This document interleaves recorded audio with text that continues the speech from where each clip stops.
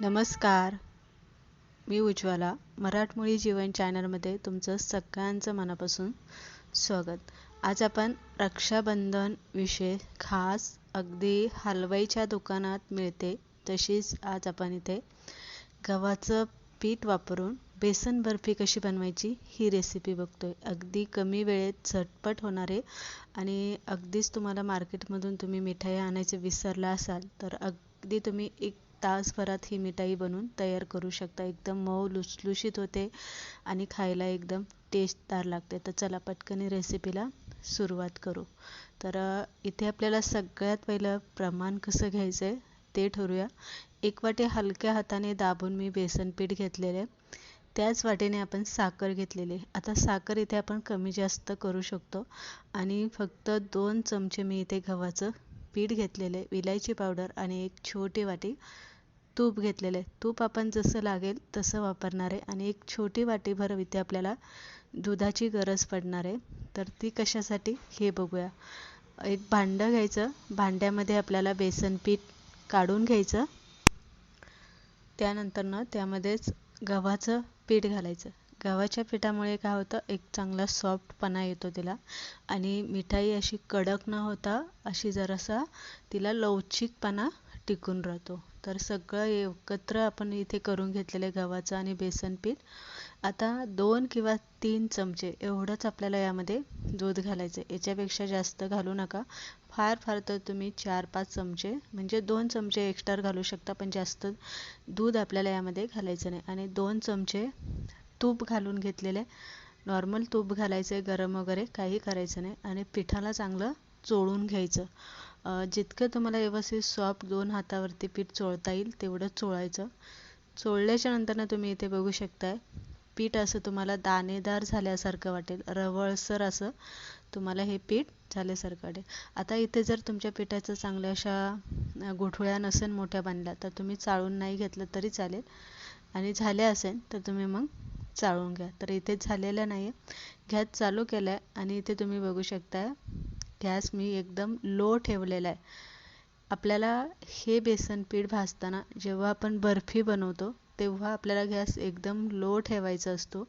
अजिबात तो मोठा करायचा नसतो किंवा मिडियमसुद्धा ठेवायचा नसतो. तर एकदम लो ठेवायचा असतो आणि लो गॅसवरतीच आपल्याला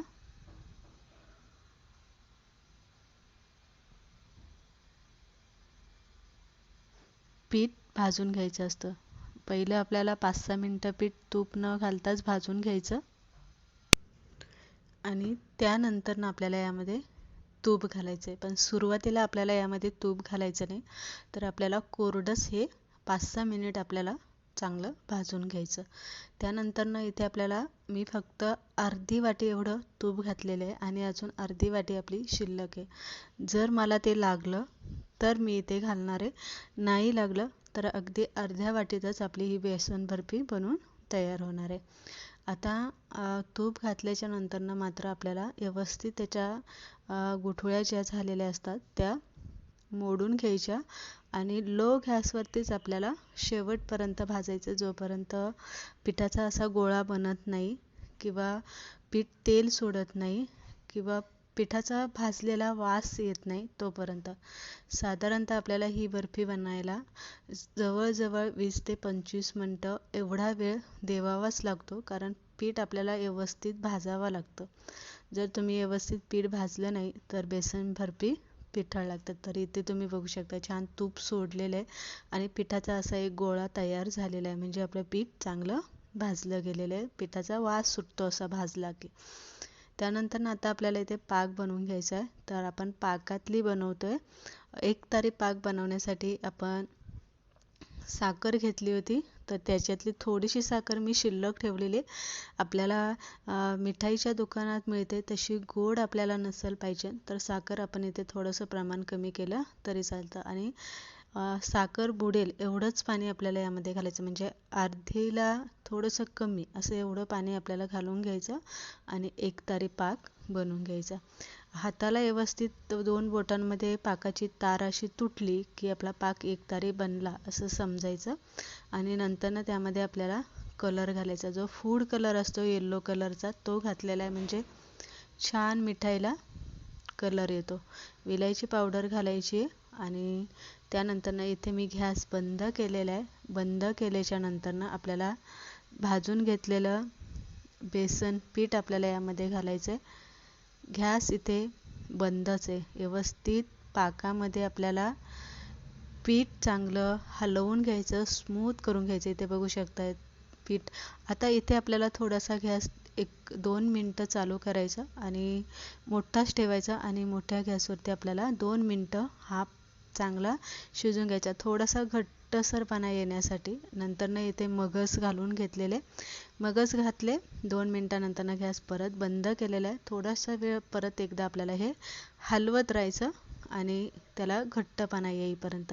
आता थोडा वेळ आपण ते साईडला ठेवलेलं आहे. इथे मी बटरला तूप लावून घेतलेलं आहे आणि ट्रेमध्ये बटर पेपर सेट करून घेतलेले आहे आणि त्यानंतर आपल्याला ही बर्फीचा जो आपण बेस बनवून घेतलेला आहे तो यामध्ये घालायचा. वरनं तुम्हाला काही ड्रायफ्रूट घालायचे असेल सजावटीसाठी तर तुम्ही यावरनं लगेच घालून घ्यायचे.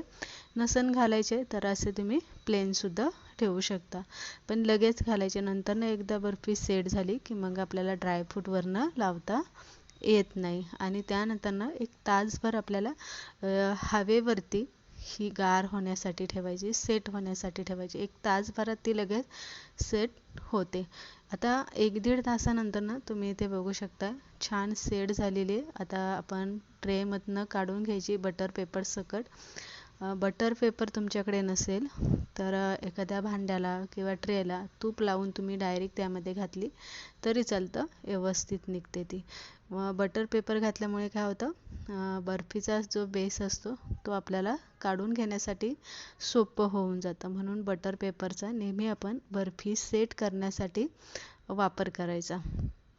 आता इथे काय केलेलं आहे, कडेचा जो भाग असतो कडेचा चारी बाजूनी मी भाग थोडे कट करून घेतलेले म्हणजे व्यवस्थित चौकोनी आकारामध्ये आपल्याला बर्फी जी आहे ना ती कट करता येते. तर इथे तुम्ही बघू शकता अजिबात फुटलेली नाही आहे, काही नाही. छान अशी सॉफ्ट दिसते आणि दुसरी गोष्ट म्हणजे कलरसुद्धा खूप छान आलेला आहे आणि एकदम मऊसूत वाटते ती. एकदम मऊसूत म्हणजे खूप मऊसूत वाटते. तर अशा पद्धतीने आपण इथे रक्षाबंधन विशेष छान अशी 2 चमचे गव्हाचा पिठाचा वापर करून मऊसूत अशी आपण इथे बेसन बर्फी बनवून घेतलेली. रेसिपी आवडली, लाईक शेअर नक्की करा.